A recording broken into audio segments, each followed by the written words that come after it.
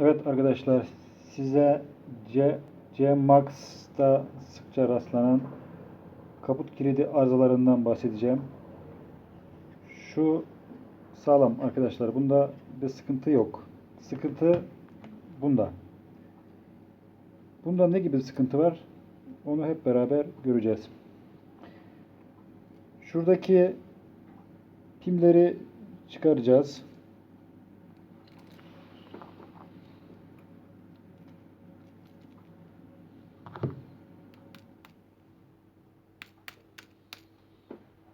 Getir şuraya.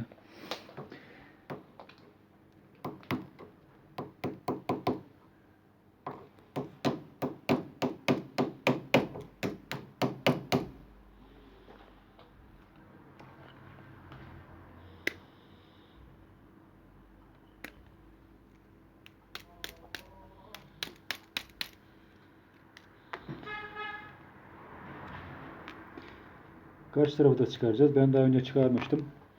Arkadaşlar arabanın anahtarını sokacağız. Sokmadığımız takdirde içindeki pimler dağılabilir. Pimleri çıkarttıktan sonra anahtarımızı çıkarıyoruz. Anahtarımızı çıkarttıktan sonra şurada gördüğümüz artı şeklindeki vidayı penseyle tutuyoruz.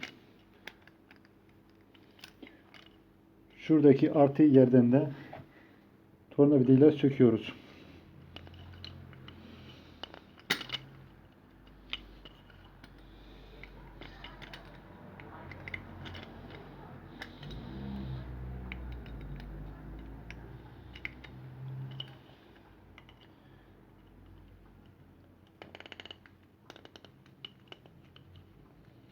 Evet, bu düz dişli arkadaşlar. Vida yönünde çevirirsek bu çıkar.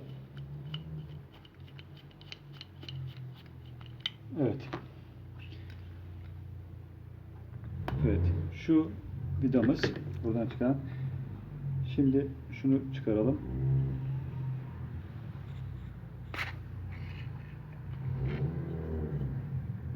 Evet. Burada sıkıntı ne arkadaşlar biliyor musunuz? Şu vidanın yerinden gevşemesi. Bu vidanın yerine gevşeyip anahtarı soktuğumuzda bu gevşek olduğu için işlem yapmaması. İşlem yapmadığı için de kaputumuz açılmıyor. Biz ne yapacağız bunu? Bunu tekrar sökelim. Yerine takalım.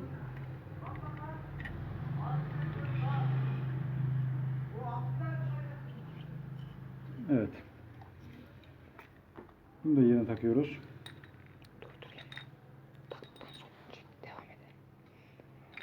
Dur.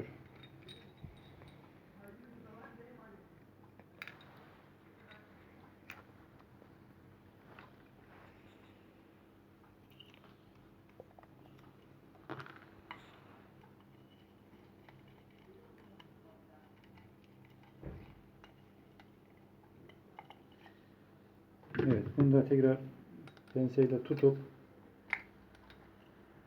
sağlam bir şekilde sıkmamız lazım ki bir daha gevşemesin.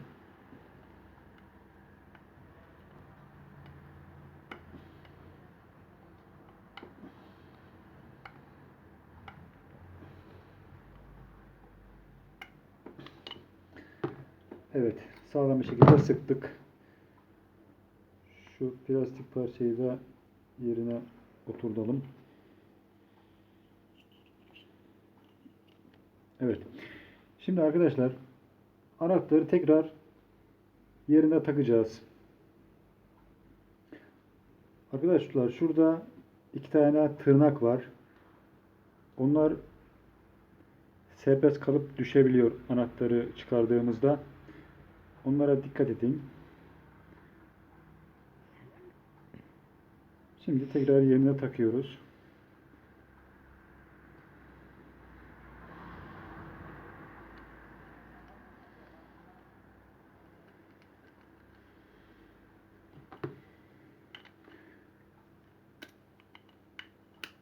Evet.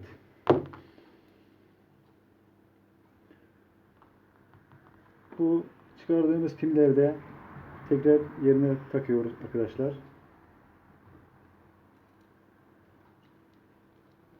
Evet, görüyor musunuz? Bak, rahat çalışıyor şimdi. İşlem bu kadar arkadaşlar. Hepinize teşekkür ederim. İyi günler diliyorum. Tamam.